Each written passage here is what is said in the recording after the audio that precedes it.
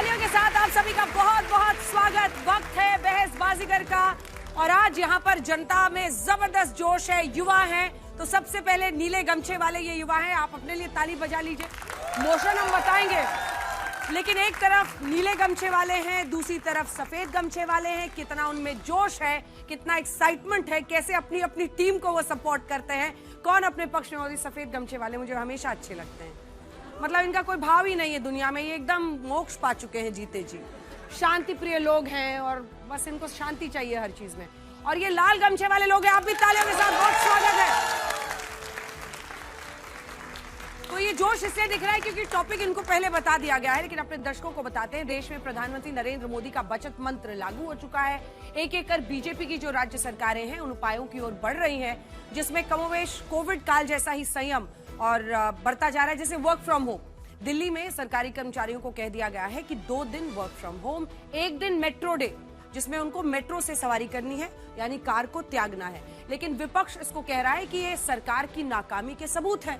आपने इसके लिए पहले से तैयारी नहीं की थी, इसलिए आपको ऐसे कदम उठाने पड़ रहे हैं। पेट्रोल डीजल की कीमतें 3-3 रुपए अलग बढ़ गई हैं। देखिए, राजनीति के वार पलटवार के बीच ये भी सच है कि अर्थव्यवस्था में 3F यानी फॉरेक्स मतलब विदेशी मुद्रा भंडार, फ्यूल यानी ईंधन और फर्टिलाइजर यानी खाद, जो दोनों ही फॉरेक्स से खरीदे जाते हैं, फ्यूल भी फर्टिलाइजर भी, ये 3 सबसे जरूरी एस्पेक्ट है। और इसीलिए प्रधानमंत्री नरेंद्र मोदी का जो बचत मंत्र है, जिसमें वो ये कह रहे हैं कि भाई आपको आने वाले वक्त के लिए तैयारी करनी है, तो इस 3F को हमें अच्छे से संभाल कर रखना है। इसीलिए आज बहस बाजीगर का मोशन रखा है हमने। क्या देश के लिए मोदी का बचत मंत्र जरूरी है? पहले विषय को जल्दी से एक बार देख लीजिए, फिर शुरुआत करें। आपको बताते हैं कि आज की इस बहस का मकसद और आधार क्या है। 10 मई को प्रधानमंत्री नरेंद्र मोदी ने देशवासियों से 7 विशेष अपील की। वैश्विक संकट के समय में हमें कर्तव्यों को सर्वोपरि रखते हुए, जिनका संदेश था नेशन फर्स्ट, स्वदेशी और बचत। तेल बचाना है, विदेशी मुद्रा भंडार बचाना है। मैं आप सबसे, देशवासियों से आग्रह करूंगा, हम सोने की खरीद को टालें। जहां संभव हो पेट्रोल डीजल का उपयोग कम करें। वर्चुअल मीटिंग्स और वर्क फ्रॉम होम को प्राथमिकता दी जाए। अब सवाल ये है कि आखिर प्रधानमंत्री मोदी को ये अपील क्यों करनी पड़ी?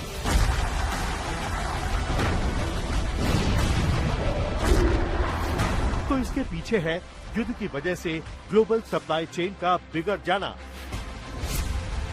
जब दुनिया लड़ रही है, तब भारत को अपनी ताकत खुद बनना होगा। आपको ये समझना होगा कि आज इस बहस की जरूरत क्या है। आज कच्चे तेल की कीमतें आसमान छू रही हैं। दुनिया की अर्थव्यवस्थाएं टूट रही हैं। महंगाई दर बढ़ती जा रही है। रुपया गिरेगा तो असर जेब पर होगा। इसलिए आज ये सवाल है कि इस संकट से बचना कितना मुश्किल है। क्या बचत ही संकट से बचा पाएगी? क्योंकि देश का पैसा देश में रहना जरूरी है। इसलिए आज हम पूछेंगे कि क्या देश के लिए मोदी का बचत मंत्र जरूरी है? तो आइए बहस की शुरुआत करते हैं। क्या देश के लिए मोदी का बचत मंत्र जरूरी है? आज का ये विषय है। सबसे पहले अपने दर्शकों को बता दें, जो हमेशा से देखते आए हैं उनको तो पता है, 3 लोगों की 2 टीमें यहाँ पर आने वाली हैं, जो for the motion, against the motion बोलेंगे, और 3 जजेस यहाँ पर पहुंचने वाले हैं। जनता उन्हें मार्क करेगी सवाल के जवाब के आधार पर कि किस टीम ने उनको ज्यादा कन्विंस किया। लेकिन जजेस ये तय करेंगे कि आज इन 6 वक्ताओं में से बहस बाजीगर कौन बनेगा। तो आइए स्वागत करते हैं अपने तीनों जजेस का।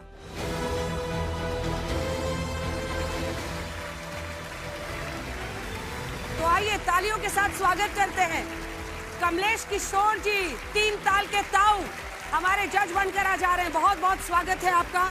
बिजॉन मिश्रा जी हमारे साथ जुड़ रहे हैं, जो कि कंज्यूमर पॉलिसी एक्सपर्ट हैं। और सिद्धार्थ जराबी, तालियों के साथ स्वागत कीजिए, ग्रुप एडिटर है बिजनेस टुडे के। और यहाँ पर सब भावी जर्नलिस्ट ही बैठे हुए हैं, जो अलग अलग जगहों पर जर्नलिज्म के कोर्स की पढ़ाई कर रहे हैं। तो आज टॉपिक भी उनके हिसाब से है, देखते हैं उनको कौन आज कन्विंस कर पाता है। कुछ जो आप लोग आज सुनना चाहेंगे ताऊ? आपके जो प्रतियोगी होते हैं, अगर वो विषय के आसपास ही रहें तो उतना काफी होता है। यही जबरदस्त बात कही आपने। निकल लेते हैं, दाएं से बाएं से निकल लेते हैं। सिद्धार्थ जी, पहली बार ही ये अनुभव करने वाला हूँ और होपफुली सब लोग आप विषय पे पहली बार बोलें। आ रहे हैं, वाकई जबरदस्त स्वागत है आपका। बहुत बहुत स्पेशल धन्यवाद। वेलकम। बहुत बहुत धन्यवाद। प्रोफेसर साहब, मैं भी पहली बार आ रहा हूँ। क्या बात है, क्या बात है। आपकी गुलाबी टाई ने बहुत- वैसे ही 4 चांद लगा दिया मेरे शो में। नहीं, थैंक यू वेरी मच। बहुत अच्छा लग रहा है आने पे, और हम उम्मीद करते हैं कि हंसी के साथ, मजाक के साथ भी थोड़ा सीरियसनेस हो। बिल्कुल सीरियसनेस होगा। और आइए अब मंच पर स्वागत करते हैं अपने पहले 2 वक्ताओं का। पहले आइए तालियों के साथ स्वागत कीजिए अखिलेश प्रताप सिंह, कांग्रेस पार्टी के राष्ट्रीय प्रवक्ता। उत्तर प्रदेश से आते हैं, दमदार अंदाज में अपनी पार्टी को डिफेंड करते हैं। प्रदीप भंडारी, तालियों के साथ स्वागत कीजिए, भारतीय जनता पार्टी के राष्ट्रीय प्रवक्ता हैं, पेशे से पत्रकार हैं और अब भारतीय जनता पार्टी थे और बड़ा घूम कर रिपोर्टिंग करते थे। इनका अंदाज, इनका स्टाइल एकदम निराला था भंडारी जी का। लेकिन आज उनको फॉर द मोशन डिफेंड करना है तो उनकी भी टीम आएगी, 2 लोग और आएंगे। अब अपने अगले 2 वक्ताओं को बुलाते हैं।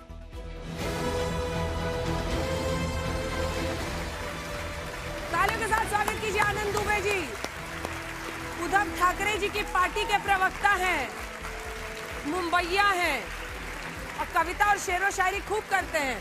माधव आनंद जी, तालियों के साथ स्वागत कीजिए। माधव आनंद जी एमएलए हैं और साथ ही नेशनल जनरल सेक्रेटरी हैं आरएलएम के। बहुत स्वागत है।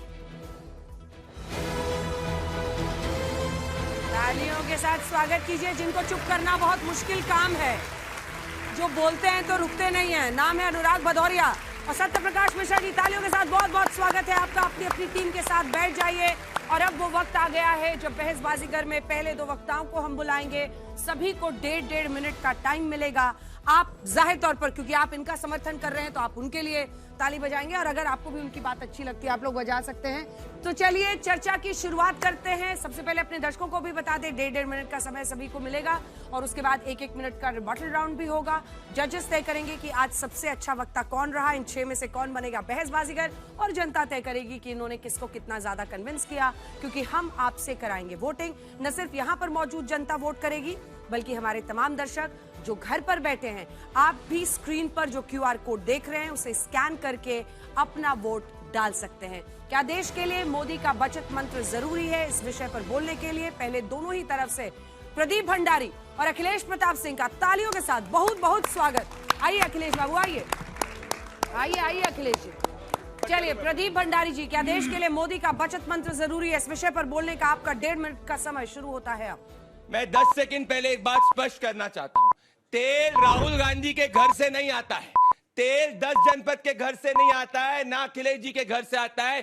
तेल इंपोर्ट करना पड़ता है। तो इस पे ओछी बातें ना करे और फैक्चुअल बात करे। फैक्ट की बात करूंगा। आज ग्लोबल वैश्विक एनर्जी क्राइसिस है, ये मैं ही नहीं कह रहा हूं, IEA कह रहा है। क्या ग्लोबली संकट है? क्या भारत के अंदर इसका प्रभाव पड़ा है? पड़ा है। पर क्या सबसे कम प्रभाव भारत के अंदर पड़ा है? सबसे कम प्रभाव भारत के अंदर पड़ा है, क्योंकि प्रधानमंत्री नरेंद्र मोदी जी का बचत मंत्र चल रहा है। म्यांमार के अंदर 112% दाम बढ़े, यूनाइटेड स्टेट्स ऑफ अमेरिका के अंदर 48% दाम बढ़े, यूनाइटेड किंगडम के अंदर 30% दाम बढ़े, भारत के अंदर सिर्फ 3% पेट्रोल और डीजल के दाम बढ़े।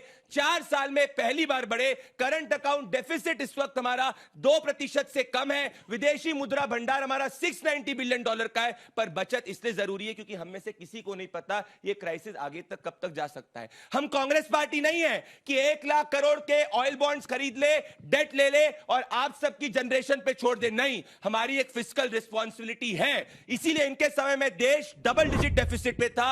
आज देश के अंदर हर व्यक्ति ये मान रहा है कि भारत की मैक्रो इकोनॉमिक स्टेबिलिटी मजबूत है।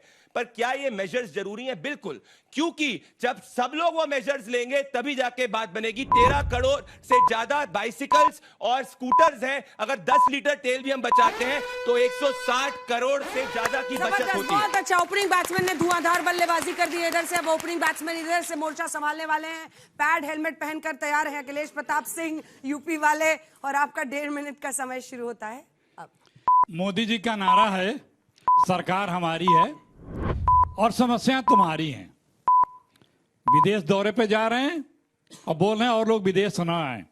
जितनी भी समस्याएं आई हैं मोदी जी ही लाए हैं। आप देखिए, आज 2 दिन पहले मोदी जी बता रहे हैं कि तेल बचाओ। चुनाव के पहले से यह समस्या आ चुकी थी। फरवरी में लड़ाई शुरू हो चुकी थी, तब चुनाव लड़ना था मोदी जी को, तब उनको ये समस्याएं नहीं आई। क्या मैं देश को किस तरह के मेजर्स अडॉप्ट करने चाहिए, तब ये बताना भूल गए।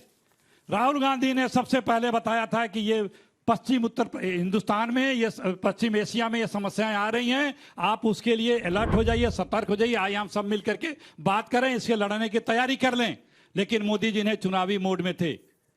जब जब विपक्ष ने कोई सुझाव सलाह दिया है, मोदी जी ने उसका उपहास किया है। पहले सुझाव देने के पहले अपने आप को कथनी करनी पे खरा उतरना पड़ेगा। कहा गया ना, मनसा वाचा कर्मणा, आपको एक रूपता होनी पड़ेगी, तभी आपके बात पे कोई अमल करेगा।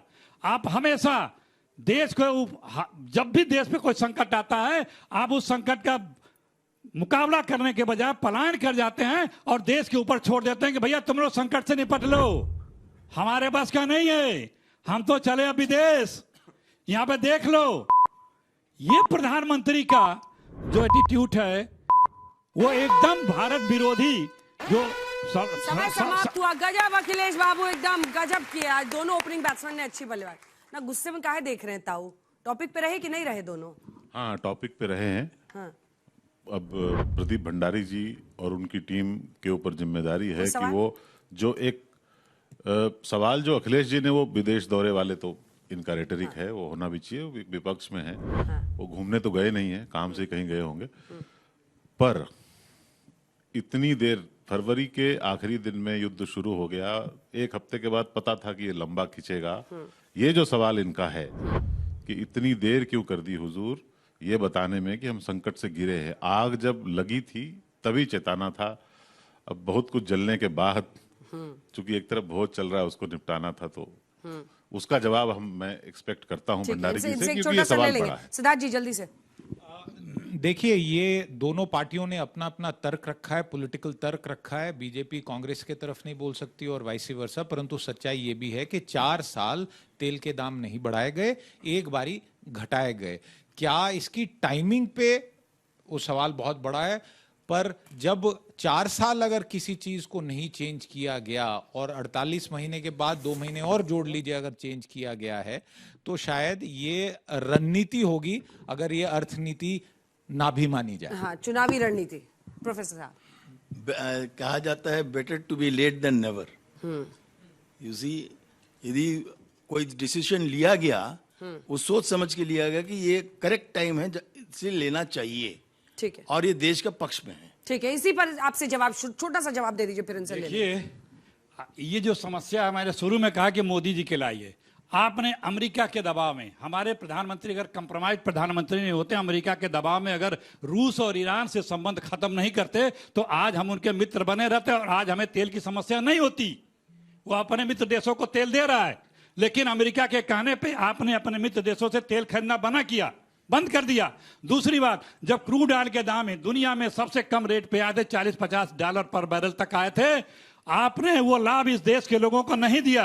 एक्स्ट्रा 3 गुना ज्यादा टैक्स लगा करके, 3 बार एक्साइज ड्यूटी बढ़ाकर, एक्स्ट्रा ड्यूटी बढ़ा करके 42 लाख करोड़ रुपए 11 साल में आपने कमाए, तो जनता को लाभ जनता को नहीं दिया। आज जब बोझ पड़ रहा है तो वो बोझ आप जनता पे डाल रहे हैं, और जब पैसे 42 लाख करोड़ आप कमाए तो उसके बदले आपने अपने मित्रों का 40 लाख करोड़ रुपया मित्रों का माफ किया। देश की जनता को उसका लाभ जो मिलना चाहिए था, कम दाम में जो तेल मिलने चाहिए था, वो नहीं दिया। मतलब 28 फरवरी को युद्ध शुरू हुआ, मार्च के महीने में हॉर्मुज बंद हुआ, लेकिन 10 मई संकट आया। क्यों? पॉइंट नंबर 1, इन्होंने कहा कि रशिया से हमने तेल लेना बंद कर दिया है। ये आज का ही रशिया के फॉरेन मिनिस्टर का स्टेटमेंट है, 1 घंटे पहले का स्टेटमेंट है कि रशिया टॉप एक्सपोर्टर है और Russia long term strategic partner है। तो ये पहली बात झूठ। दूसरा, कहा कि भाई विदेश के दौरे पे जाते राहुल गांधी जैसे छुट्टी मनाने नहीं जाते जैसे मस्कट में जाते हैं। आज जो प्रधानमंत्री जी का यूएई का दौरा हुआ, इसमें स्ट्रेटेजिक पेट्रोलियम रिजर्व लिमिटेड और Abu Dhabi petroleum reserve limited के बीच में कॉन्ट्रैक्ट हुआ, जिसके तहत लॉन्ग टर्म सप्लाई हमारा एलपीजी का और स्ट्रेटेजिक पेट्रोल रिजर्व बढ़े। तो हम लॉन्ग टर्म स्ट्रेटेजिक पार्टनरशिप के लिए जा रहे हैं। तीसरी बात, जज साहब ने कहा कि भाई अभी क्यों पता चला। मैं आप सबसे पूछना चाहता हूं, किसको पता था कौन सी तारीख को होगा? इसका काउंटर थीसिस क्या है? क्या हम ये चाह रहे थे कि पहले दिन ही हम पेट्रोल डीजल के दाम बढ़ा दें, पहले हफ्ते ही बढ़ा दें, पहले महीने ही बढ़ा दें? ये हमारी कैलकुलेशन है भैया। हमको हमारे में 2 महीने तक मैक्रो इकोनॉमिक स्टेबिलिटी थी, 2 सीज फायर जो है वो स्टॉल हो गए। किसी को नहीं पता था कि 2 सीज फायर स्टॉल होंगे, और अभी भी सबको पता है कब तक जाएगा किसी को नहीं पता है। बात चुनाव की रही, अंजना जी, 1 नेशन 1 इलेक्शन का समर्थन करवा दीजिए। कोई भी चीज को चुनावी लेंस से देखना बंद हो जाएगा। आज ही समर्थन। आप दोनों का बहुत बहुत धन्यवाद, बहुत धन्यवाद। अब आप लोग अपनी जगह पर जा सकते हैं। अगले वक्ता को यहां पर बुलाया जाएगा, तो तालियों के साथ स्वागत कीजिए। पेपर समेट लीजिए, अपनी अपनी जगह पर बैठ जाइए। माधव आनंद और आनंद दुबे, आप दोनों का बहुत स्वागत है। अपनी अपनी जगह लीजिए। 1.5 मिनट का टाइम मिलेगा और उम्मीद करते हैं कि आप टॉपिक पर रहेंगे और धारदार अंदाज में अपनी बात को कहेंगे। माधव आनंद जी, आपका 1.5 मिनट का समय शुरू होता है अब। विश्व के सबसे लोकप्रिय नेता और भारत के यशस्वी प्रधानमंत्री जी ने आर्थिक आत्मनिर्भरता के लिए जो 7 अपीलें भारतवासियों से की है, मुझे लगता है कि इसको एक सरकारी नारा के रूप में नहीं देखा जा सकता है। निश्चित रूप से जो आत्मनिर्भर अर्थव्यवस्था की जो बात माननीय प्रधानमंत्री जी ने की है, हमेशा से उस रूप में देखने की आवश्यकता है। और आज के जो वैश्विक स्थिति है, हम सब लोग जानते हैं कि आज की स्थिति क्या बनी हुई है, और उस स्थिति में चाहे कोविड हो, चाहे वैश्विक युद्ध की बात हो, या सप्लाई चेन की बात हो, जो संकट है, उस स्थिति में मुझे लगता है कि माननीय प्रधानमंत्री जी ने जो भारतवासियों से अपील की है, यह अपील विकसित भारत बनाने की दिशा में एक रोड मैप उन्होंने तैयार किया है, और इसका हम लोग सब लोगों को मिलकर स्वागत करना चाहिए। आज वो भारत नहीं रहा। एक समय था कि भारत को कहा जाता था टेक्नोलॉजी इंपोर्टर के रूप में कहा जाता था। आज वही भारत डिजिटल पब्लिक सप्लायर के रूप में जाना जाता है। आज भारत कहता है कि सिर्फ हम बाजार नहीं है, भारत कहता है हम उत्पादक भी हैं। आज भारत कहता है कि सिर्फ हम जो है आपको जो है सप्लायर के नहीं, हम इंपोर्टर ही नहीं है, आज हम जो है सो निर्यातक के रूप में भी जाने जाते हैं। आज आप पहले लोग नौकरी मांगते थे, आज स्टार्टअप के माध्यम से लोग नौकरी देने का काम करते हैं। तो मुझे लगता है कुछ चीजें ऐसी होती है जिसको राजनीतिक के चश्मे से देखने की आवश्यकता नहीं है। विकसित भारत की जो परिकल्पना आदरणीय प्रधानमंत्री जी ने की है, उसको साकार करने के लिए, और जो उन्होंने 7 वचन जो है, 7 जो है रिक्वेस्ट हम लोगों से किया है, हम सब लोगों को मिलकर समर्थन करना चाहिए राष्ट्र हित में। और मैं तो कहता हूं, सीताराम केसरी कहा करते थे, वही न खाता जो कहे सीताराम केसरी वही सही। तो माननीय प्रधानमंत्री जी के ऊपर सबको भरोसा है, और यही कारण है कि प्रधानमंत्री जी जो कहते हैं सबको सुननी चाहिए। समय समाप्त हुआ, जबरदस्त। अब आपकी बल्लेबाजी 1.5 मिनट की शुरू होती है। अब सभी को हमारा नमस्ते। देखिए, आजादी के बाद से ही जब जब इस देश पर संकट आया है, सभी दलों ने इकट्ठा आने का हमेशा काम किया है, चाहे वो दल सरकार में बैठी हो और चाहे वो विपक्ष में बैठी हो। सवाल हम पूछेंगे आपसे, जब देश भावना हमारे खून में है, हमारी रगों रगों में, और देश अगर संकट की तरफ बढ़ रहा है, तो हम तो सवाल आपसे पूछेंगे कि आप बताइए, आप आज से 12 साल पहले सरकार में आए थे अच्छे दिन का वादा करके। डॉक्टर मनमोहन सिंह साहब ने आपको एक सरकार सौंपी थी, तब हमारे रुपए के मुकाबले डॉलर क्या था, 60 रुपए के करीब था। तब आदरणीय प्रधानमंत्री जी आप कहते थे, जैसे जैसे रुपया गिरता है देश की प्रतिष्ठा गिरती है, रुपया लुढ़क रहा है। अरे उस समय तो रुपया लुढ़का करता था, आज तो 95 के पार रुपया सोने के कगार पर बैठा है, सोया हुआ है, निद्रा में है। हमें उसे जगाना है, हमें आपके अंतर आत्मा को जगाना है कि जब आपको पता था कि 28 फरवरी से स्टेट ऑफ हार्बोर्स बंद हो सकते हैं, युद्ध आज चलेगा, कल चलेगा, नहीं चलेगा, रुकेगा, बंद होगा, आपको जब जानकारी थी, आपने पूरे मार्च को देखा, आपने पूरा अप्रैल देखा, आप नारे लगाते रहे। 4 मई भाजपा आई, और जब 10 मई आई तब आपको चिंता सताई, तब आपको महंगाई की याद आई, तब आपको इस देश की याद आई, नौजवानों की याद आई। तब आपने कहा, भाइयों और बहनों, मेरी पुकार पर सोना खरीदना छोड़ दो, अरे भैया विदेश यात्रा जाना छोड़ दो, अरे भैया डीजल पेट्रोल बचाना कम कर दो। ये क्या है? मतलब पर उपदेश कुशल बहु तेरे।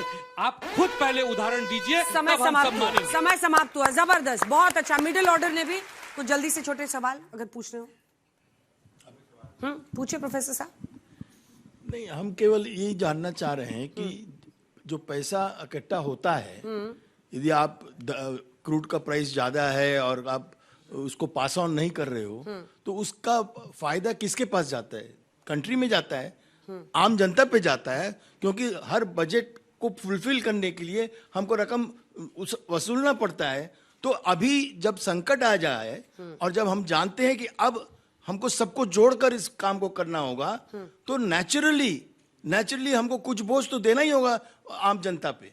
तो मेरा यही सिंपल सवाल ये है कि ये पैसा कोई अपना घर के तिजोरी के लिए नहीं ले जा रहा है, देश का विकास के लिए ले जा रहा है। आपका सवाल एकदम जायज है।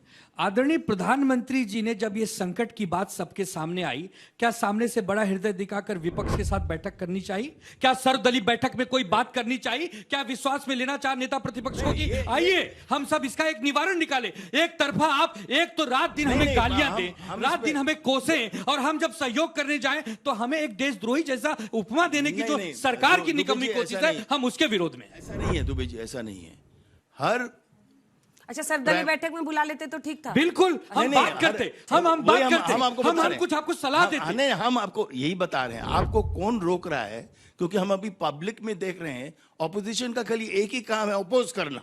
अरे अपोज क्यों कर रहे हो आप उनको सुझाव दो। सर, आपको बैठक में बुलाएंगे। हम लोग गाड़ियां त्याग के साइकिल पे चल रहे हैं, मेट्रो में घूम रहे हैं, कोई दिखाए तो माने ना। हम लोग क्या करें? हम लोग उपवास करने को भी तैयार हैं। मोदी जी से कहा था एक दिन उपवास देश के नाम। नहीं, हम ये कह रहे हैं यदि आपको कोई बैठक में बुलाता है और आप चाहते हो कि बैठक में बुलाए, तो वो तो तब बुलाएगा जब आप कोई सुझाव लेकर आओगे, कुछ सामने का कुछ एक बात कैसे होगा, कैसे हम आगे बढ़ेंगे, वो नहीं। आप अंधाधुन यदि खाली अपोज करोगे तो आपके साथ मीटिंग कौन करना चाहेगा? अगर आदरणीय प्रधानमंत्री जी कहें कि नेता प्रतिपक्ष आप बैठक में आए और उसके बाद नेता प्रतिपक्ष बैठक में ना आए, तो आपकी सारी बातें सर आंखों पर, लेकिन बुलाए ही नहीं तो क्या करें हम लोग? क्या सवाल?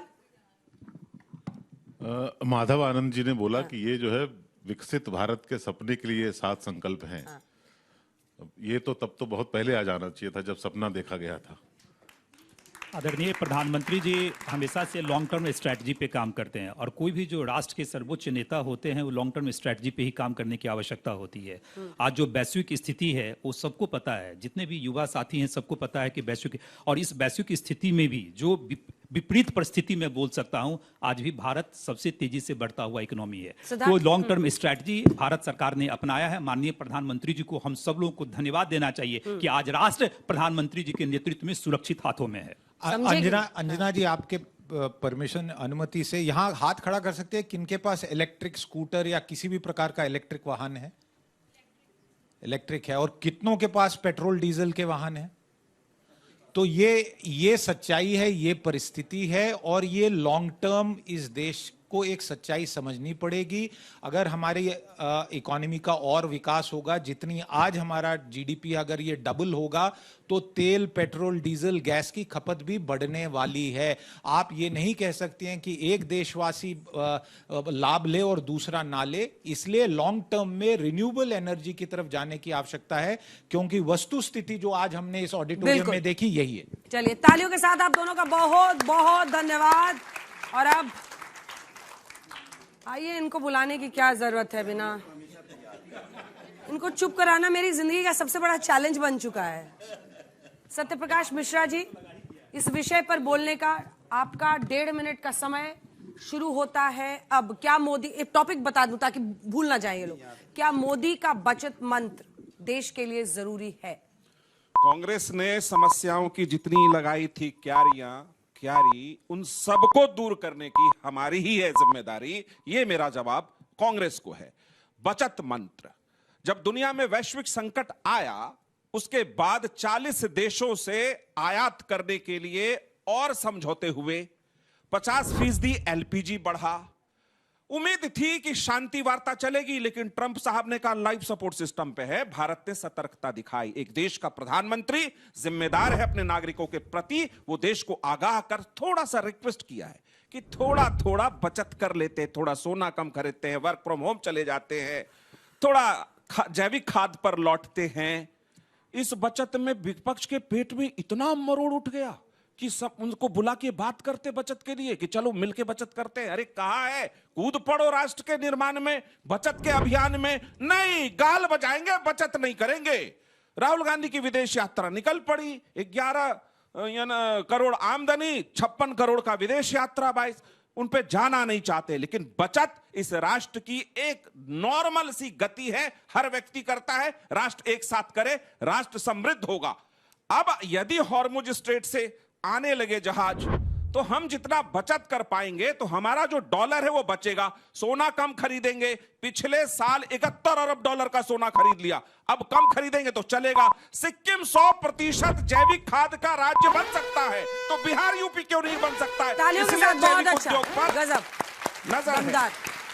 आपका विषय है 1.5 मिनट का बोलने का पेट का दर्द नहीं, उन्होंने कहा था क्या मोदी का बचत मंत्र देश के लिए जरूरी है। आपका विषय पर बोलने का 1.5 मिनट का समय शुरू होता है। कहते हैं ना, बहुत देर कर दी हुजूर आते आते। आपको आना चाहिए था जब चुनाव के पहले, और हमारे साथी अभी कह रहे थे कि बहुत ये सबको आह्वान कर रहे हैं, कूद पड़ो राष्ट्र निर्माण में। अरे जनता तो राष्ट्र निर्माण में कूद पड़ रही है, विपक्ष भी कूद पड़ रहा है, लेकिन सत्ता वाले कब कूदेंगे?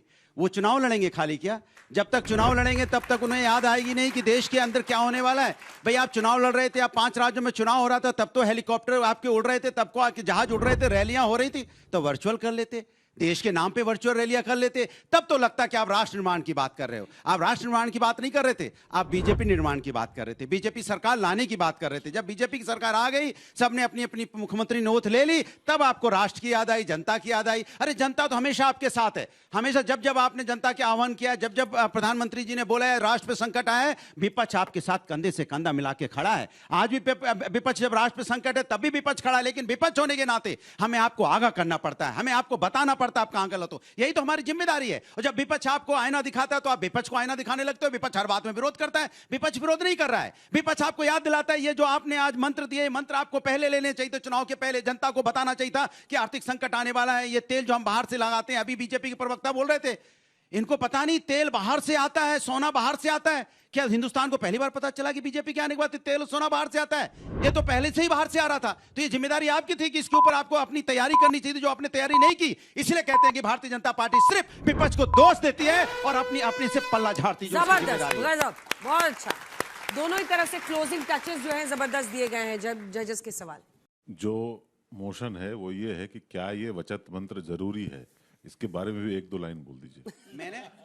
मैंने सीधा बचत, मैंने यही बोला जो करते हैं ना, मतलब ये ठीक बात नहीं है। नहीं, बिल्कुल सही कह रहे हैं। अरे बिल्कुल ठीक बोल रहे हैं वो।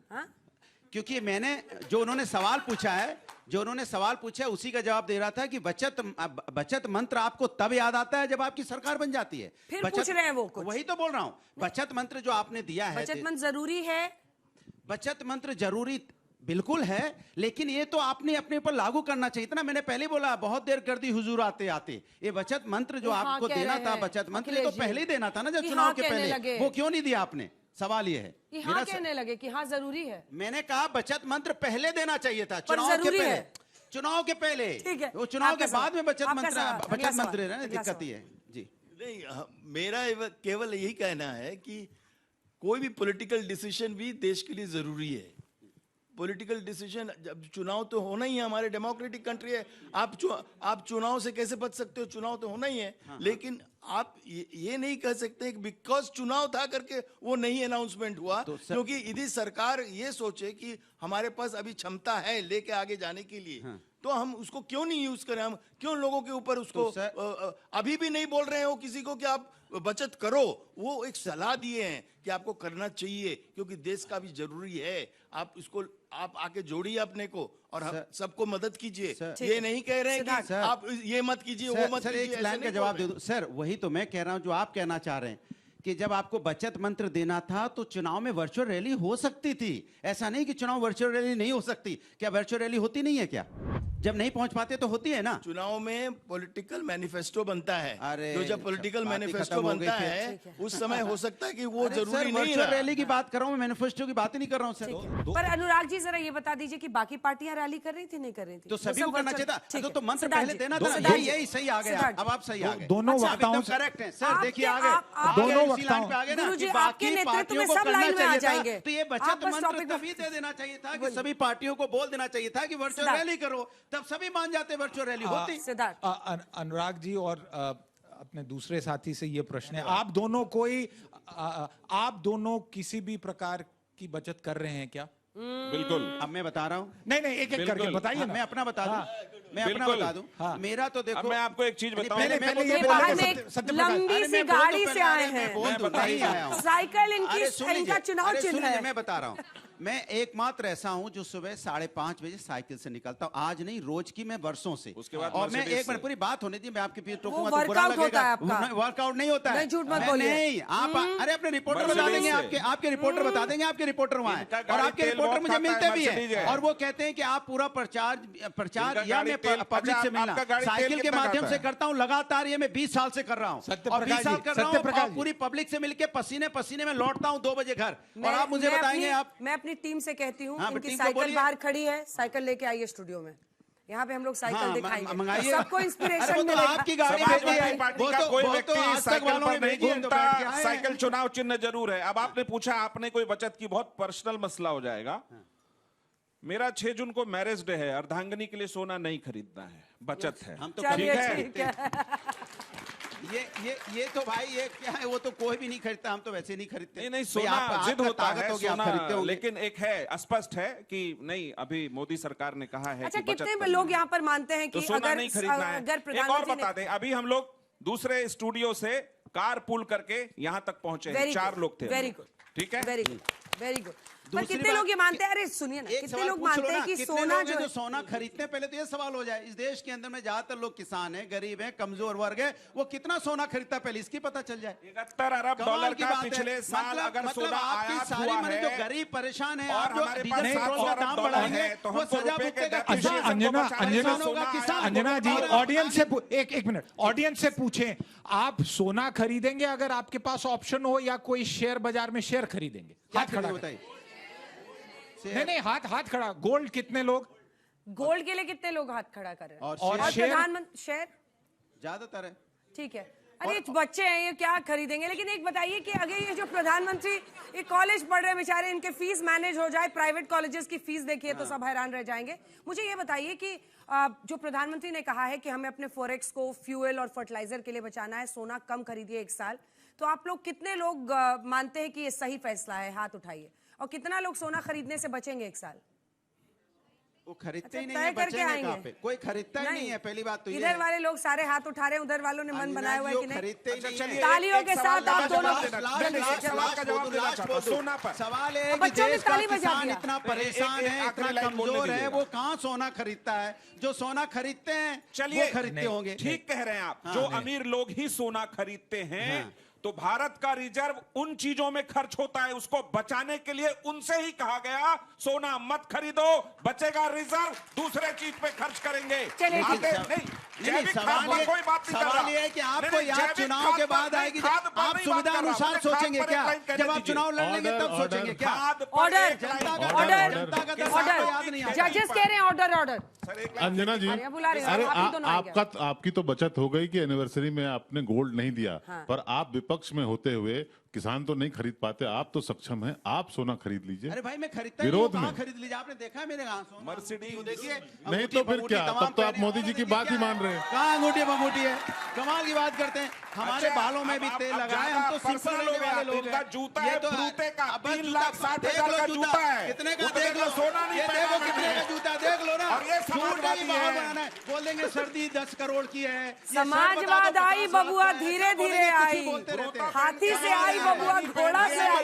चलिए, मोदी तालियों के के साथ बहुत बहुत पैर धन्यवाद। बता देंगे, आप जूते दोनों का हैं। बहुत बहुत धन्यवाद। जैविक खाद। आइए जल्दी से अपनी अपनी जगह पर जाइए। आइए, प्रदीप भंडारी जी और टीम लीडर्स का 1-1 मिनट का बैटल राउंड होगा।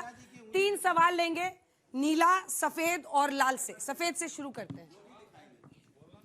मैम एक्चुअली मैं हूँ तो न्यूट्रल टीम में, बट मेरा एक क्वेश्चन है पर्सनली, लाइक जैसा कि मोदी जी ने बोला कि फ्यूल बचाइए, तो जिनका घर सिर्फ ट्रैवलिंग के बेसिस पे चलता है, जो ट्रैवलर्स हैं, वो अपनी फैमिली को कैसे बनाएंगे?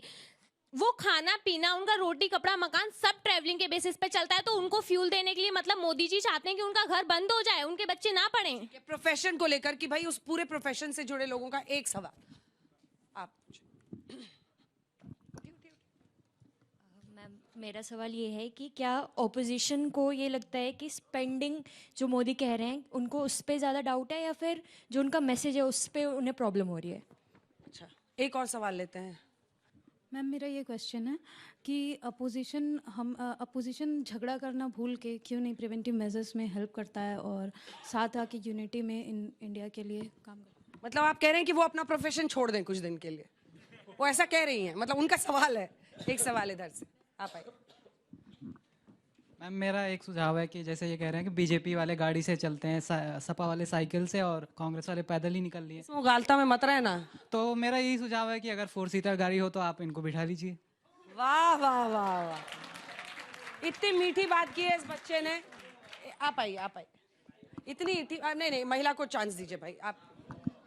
मैम मेरा है ना सवाल, मेरा एक सजेशन है गवर्नमेंट को और सभी पार्टियों को कि अगर जब सब आपको पता है कि आर्थिक संकट है तो आप क्यों नहीं सारे पूर्व विधायकों की पेंशन बंद कर देते, क्यों नहीं उनकी सारी फैसिलिटीज बंद कर देते, कुछ तो देश के लिए हित में होगा ना।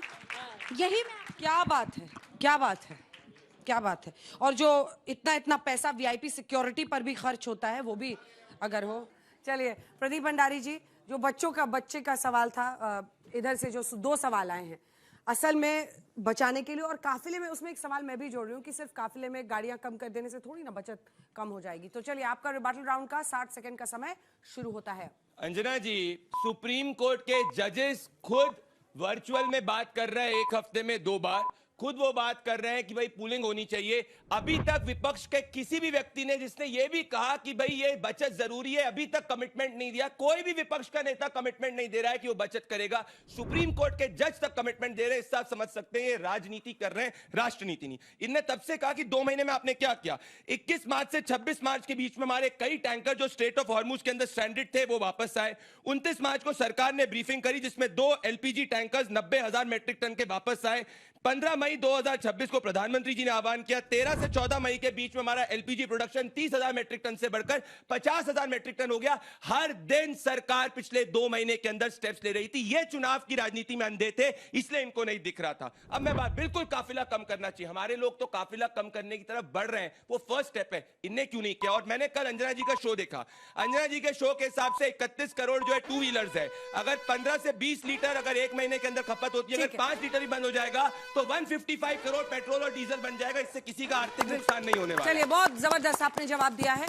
अब जो उस बच्ची का जवाब सवाल था उसको जोड़ते हुए 1 मिनट का आपका रिबैटल राउंड में टाइम शुरू होता है। अखिलेश प्रताप सिंह जी, अब अभी यहाँ बच्चों से पूछा गया कि तुम सोना खरीदोगे प्रायोरिटी में या शेयर। भैया पहले विश्वगुरु जी, बच्चों का एक परीक्षा एनआईटी बिना पर्चा लीक किए हुए तो करा दो। नीट की सालों साल जब से बीजेपी आई है तब से पर्चे लीक हो रहे हैं।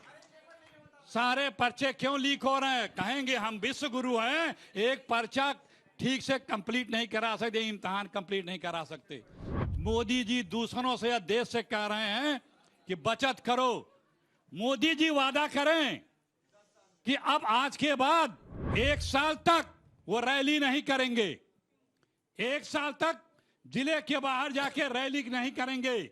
आप लोग पता कर लीजिए, एक सीएम और एक पीएम की अपने डिस्ट्रिक्ट या स्टेट या सेंट्रल गवर्नमेंट के जो हमारा राज्य है, क्षेत्र है, उससे बाहर जाकर के कोई रैली करते हैं तो कितने करोड़ रुपए खर्च होते हैं, अंदाजा नहीं लगा सकते आप लोग। एक प्रधानमंत्री की दिल्ली के बाहर की रैली 10 करोड़ से 60 करोड़। जबरदस्त, बहुत अच्छा, बहुत अच्छा। विदेश यात्रा कब बंद करेंगे? ये छोड़ो, मोदी जी तो विदेश यात्रा जब अडानी जी बोलते हैं कि विदेश चले जाओ तो मोदी जी अडानी जी के आदेश पे विदेश चले जाते हैं। अभी अडानी जी को पेनाल्टी भरनी है, अडानी जी को डॉलर में पेनाल्टी भरनी है। मोदी जी कैसे कहलाओ कर रहे हैं डॉलर में पेनाल्टी भरें? रैली का समर्थन अंजना जी 18 million dollar Modi ji penalty भरेंगे। वो पेनाल्टी डॉलर में क्यों भरने जा रहे हैं? किसने कहा? कहां से ये पैसा आएगा? अच्छा कुछ पूछ रहे हैं, कुछ पूछ रहे हैं। आप लोग एक एक करके अगर बोलेंगे तो हमें भी समझ में आएगा। उसके बाद ये घुमा के बात कर रहे थे, टॉपिक पे तो बात करेंगे। अरे इसे लोकसभा मत बना दीजिए। ये अंजना जी का प्रोग्राम है, यहाँ सुनना पड़ेगा कुछ ना कुछ हमें भी।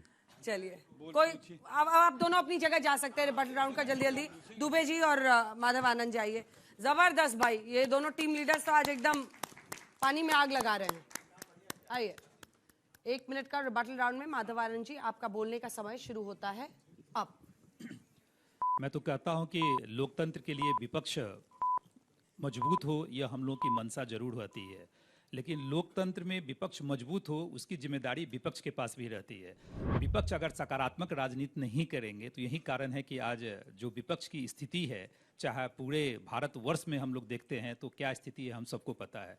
जब राष्ट्रभक्ति की बात होती है, जब राष्ट्र भावना से उत्प्रोत होने की बात होती है, तो मुझे लगता है थोड़ी देर के लिए राजनीतिक विरोध को जो है सो भूल जाना चाहिए और राष्ट्रभक्ति में सबको सम्मिलित होना चाहिए। आदरणीय प्रधानमंत्री जी का तो पूरा जीवन ही समर्पित है जैसो राष्ट्रभक्ति के लिए, उन पर एक जो है सो दाग नहीं लग सकता। जिस तरह आदरणीय नीतीश कुमार जी बिहार में, उसी तरह प्रधानमंत्री जो है सो यहाँ जो है, तो मुझे लगता है उन्होंने जो अपील की है, और बूंद बूंद से घड़ा भरता है। अगर हम सब लोग थोड़ा थोड़ा बचत करना स्टार्ट कर देंगे, जब हमारे पास डॉलर का पर्याप्त मात्रा में भंडार रहेगा, जब फॉरेक्स रिजर्व रहेगा, तो स्वाभाविक है हमारी आर्थिक स्थिति उतनी ही मजबूत होगी। तो थोड़े दिन की बात है, 1 साल प्रधानमंत्री जी ने कहा है, हम सब लोगों को अक्षरशः पालन करना चाहिए और राष्ट्रभक्ति में, राष्ट्र के निर्माण के योगदान में सबका योगदान हो, ऐसा मैं आशा करता हूँ। मिठास का भी कुछ मार्क्स रखे हैं क्या आप लोग?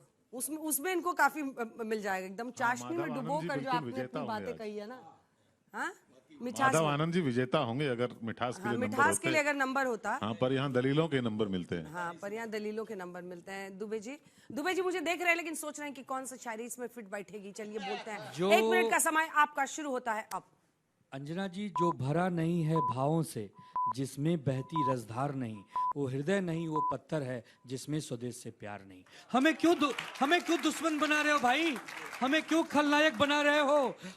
हमारे नेता जब मेट्रो से चल रहे हैं, हमारे नेता जब पैदल चल रहे हैं, हमारे नेता जब कार पूलिंग कर रहे हैं, हमारे नेता जब खुद जाकर अपने घर में माताओं बहनों से अपील कर रहे हैं कि देश संकट में है, हमको सबको साथ रहना, इस पर कोई चर्चा नहीं, केवल खलनायक बना दो विपक्ष को। मोदी जी ने कहा है बचत करना है और विपक्ष कह रहा है बचत नहीं करना है। मेरे भाइयों, ऐसा नहीं है। अपने खून का एक एक कतरा बहा देंगे, अपनी सांसों को लुटा देंगे। इस देश पर हम लोग भगत सिंह, राजगुरु, सुखदेव के वंशज हैं। हंसते हंसते फांसी पर चढ़ जाएंगे।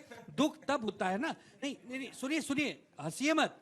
दुख तो तब होता है प्रदीप भंडारी जी कि जब, नहीं, इनकी बात है निराली, इनको सूखे में दिखता है हरियाली, ये हमको बता रहे हैं बवाली, अरे इनके आंसू देश के लिए घड़ियाली।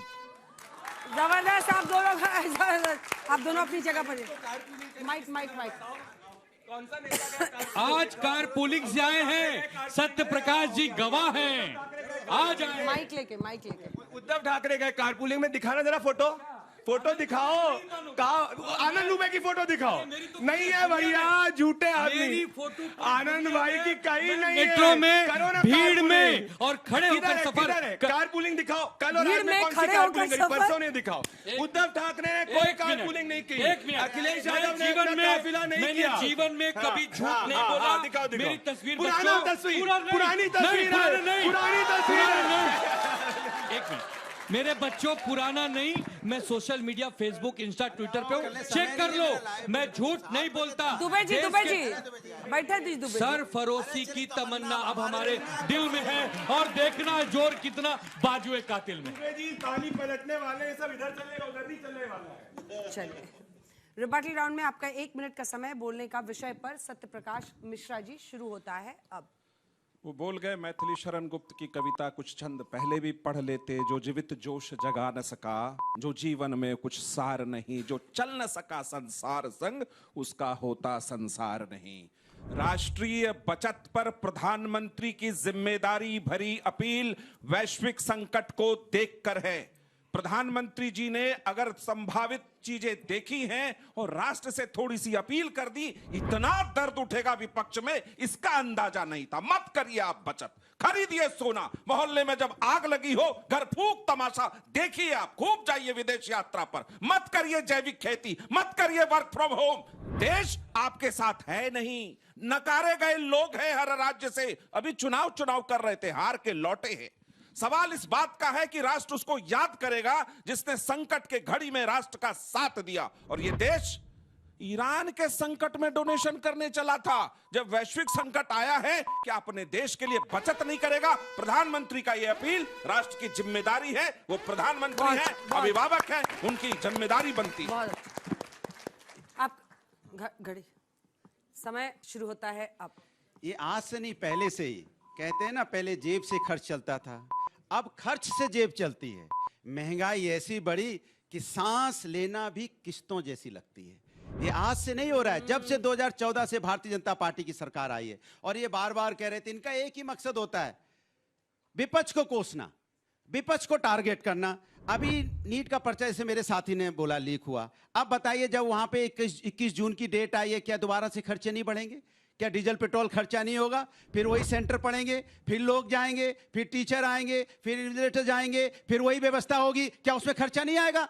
आपकी गलती की वजह से खर्चे का बोझ आम जनता सहती है, और ज्ञान आप आम जनता को और विपक्ष को देना चाहते हैं। विपक्ष आपको आईना दिखाता है बस, और आपको बताता है कि ये गलती हो रही है, इसको सुधारिए। आप सुधारते नहीं हैं। फिर जब हम आपको टोकते हैं तो फिर आप विपक्ष पे हावी हो जाते हो कि विपक्ष राष्ट्र के साथ नहीं है। विपक्ष तो राष्ट्र के साथ है, विपक्ष जनता के साथ है। आप धन्ना सेठों के साथ हैं, हम तो जनता की बात कर रहे हैं। आप किसान की बात करते हैं, किसान के साथ आप खड़े कि नहीं खड़े पहले ये बता दीजिए। किसान की तो बात करना ही नहीं चाहते। किसान के लिए बताइए क्या क्या सुविधाएं आपने दी, वो देना नहीं चाहते, लेकिन बचत किसान करे। किसान के पास बची नहीं रहा तो बचत करेगा कहां से? नहीं, आपका किसान देखिए ना, किसान तो बचत हो ही नहीं रही है। किसान बेचारा बचाएगा क्या? हिंदुस्तान की आदत, कैरेक्टर में हिंदुस्तान के अंदर बचत, हर महिला अपने घर में बचत करती है, हर व्यक्ति अपने घर में बचत करता है। आपके कहने से नहीं जा रहा कि हो गया, टाइम खत्म हो गया, हो जाने दीजिए। तो टाइम के लिए बोला था ना तुमने, पर दर्द रस में आपने जो आज शायरी की है बड़ी अच्छी थी। दर्द भाव होता है ना भाई कविता का, रस का। आइए बैठिए, बहुत अच्छा, तालियां बजाइए इनके लिए। किस्तों में, सांस किस्तों में लेनी पड़ रही है। अच्छी लिख लेते हैं आप कभी कभी गलती से। बैठिए। कभी कभी नहीं, मैं लिखता हूँ, लेकिन आप मार्क्स नहीं देते तो हम क्या करें? अब जजेस आपस में बात कर रहे हैं, वो ये तय करेंगे कि इन 6 वक्ताओं में से आज का बहस बाजीगर कौन होगा। जितने भी यहाँ पर दर्शक हैं, मतलब जो यहाँ पर स्टूडियो में बैठे हैं, अगर आपको अपना गमछा बदलना है तो आपको हम मौका दे रहे हैं, अभी आप अपना गमछा बदल सकते हैं। देखो ये बुला रहे हैं इधर से वाले सफेद गमछे वाला एक जा रहा है, उधर जा रहा है।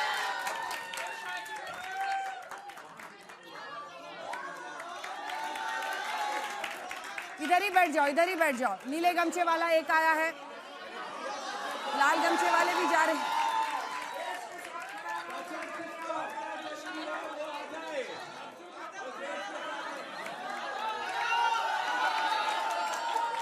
एक सफेद गमछे वाले इधर भी जा रहे हैं। चलिए इधर भी 2 लोग आए हैं, ये लाल वाले भी खुश हो रहे हैं, लाल वाले भी खुश हो रहे हैं।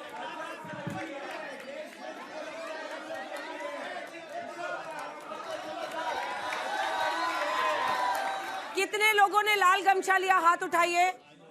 कितने? नहीं, आपको नहीं उठाना है, जिन्होंने बदल कर लिया है, बदल कर लिया है। एक इधर है, 2 इधर हैं और इधर 3 है। चलिए अब हम लोग वोटिंग शुरू करते हैं। हमारे तमाम दर्शक जो घर पर मौजूद हैं, आप QR कोड स्कैन करके आप भी इस सवाल पर अपने जवाब पर देखिए। आज का प्रश्न क्या है? क्या मोदी का बचत मंत्र देश के लिए जरूरी है? अगर आप मानते हैं हाँ, ये बचत मंत्र अगर हम फॉलो करेंगे तो देश को हम इस मुश्किल स्थिति से उबार लेंगे, तो आप हाँ पर वोट करेंगे। अगर आप ये मानते हैं कि सरकार की नाकामी से ये हुआ है तो आप नहीं पर वोट करेंगे। और कह नहीं सकते वालों को तो अपनी स्वेच्छा से कह नहीं सकते, पर वोट डाल ही सकते हैं। वोटिंग लाइन्स अब हम शुरू करें, और यहाँ पर जितने लोग हैं आप भी QR कोड स्कैन करके वोटिंग का टाइम शुरू हो रहा है। सवाल आपके सामने है, आप अपना वोट डाल सकते हैं। क्या देश के लिए मोदी का बचत मंत्र जरूरी है? अब गमछा तो कई लोग नीला ले रहे थे, लेकिन देखिए यहाँ पर फिलहाल जो टीम है वो जीत रही है। प्रदीप भंडारी की टीम 63% मार्क्स के साथ। अरे आप लोग चुप होने का क्या लेंगे? मैं अपने बचत का पैसा आप लोगों को दे दूंगी, थोड़ा सा चुप रहिए 58% लोग कह रहे हैं हाँ, बचत मंत्र जरूरी है। वहीं 35%, 34% कह रहे हैं नहीं, 8% कह रहे हैं नहीं कह सकते। यहाँ पर वैसे सफेद गमछे वाले काफी कम बचे हैं, तो ये ठीक लग रहा है, जस्टिफाइड दिख रहा है। लेकिन अब 56% हो गया है हाँ कहने वाले। आखिरी के 15 सेकंड बचे हैं जिसमें आप अपना वोट डाल सकते हैं। और अब 56%, 10 सेकंड, आखिरी के 10 सेकंड बचे हैं। नहीं कहने वाले 35% हैं, कह नहीं सकते वाले 9% हैं, और 56%, 55%, 37। और इसी के साथ समय समाप्त हुआ और टीम भंडारी जीत गई है 53% के साथ। तो 53% के साथ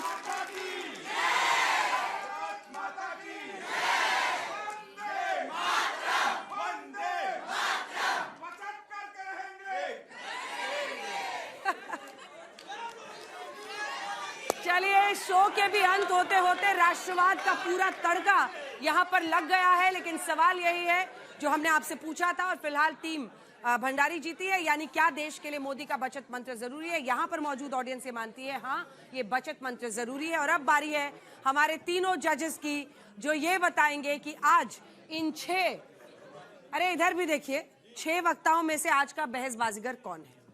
आज का बाजीगर जो है वो सर्वसम्मति से चुना गया है। अच्छा, ये तीनों बहुत का कम होता है। एक ही विचार था। Absolute unanimity. अच्छा। और मुझे लगा कि आप लोग, खास करके जो टीम अनुराग भदौरिया साहब अखिलेश जी की थी, उन्होंने कहा कि रैलियां रोक दी जाएं। आज मैंने साक्षात यहाँ पर रैली होते हुए देखी है। जिस तरह से इन्होंने उठ उठकर समर्थन मांगा है। हाँ। पर खैर, आक्रामकता और प्रभावशाली होने के बीच में एक बहुत पतली लकीर होती है। आज सबों ने अच्छा बोला। अच्छा। मैं समझता हूं अखिलेश जी की टीम के साथ एक बड़ा चैलेंज था, क्योंकि कैसे आप कहें कि जरूरी नहीं है, पर फिर भी उन्होंने अच्छा खेला। आज बिल्कुल सधे हुए अंदाज में, बिना आक्रामक हुए, पर नाप तोलकर और मोशन के कील के बिल्कुल निकट रहकर जिन्होंने अपने दोनों राउंड किए, वो सत्य प्रकाश मिश्र जी हैं। वाह वो वाह हैं वाह आज के बहसबाजी। वाह वाह वाह, सत्य प्रकाश मिश्रा जी। मिश्रा जी ने कमाल कर दिया है। मिश्रा जी ने बोला, और मिश्रा जी रास में इतना भावुक हो गए कि नारे भी लगवाने लगे। तालियों के साथ यहाँ मौजूद जनता को दिखा दीजिए आपका बहुत बहुत धन्यवाद हमारे साथ जुड़ने के लिए। बहस बाजीगर में आज के लिए इतना ही। देश दुनिया की बाकी खबरों के लिए आप देखते रहिए आज तक।